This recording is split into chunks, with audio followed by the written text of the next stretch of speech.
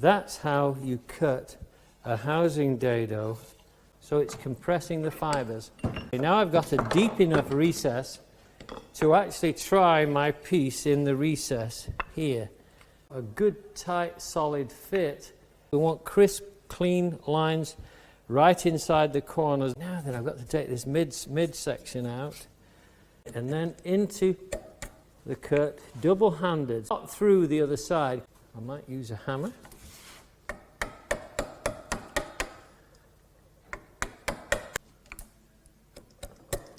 Take off the ridge line. And that's when we use the hand router, like that, like this.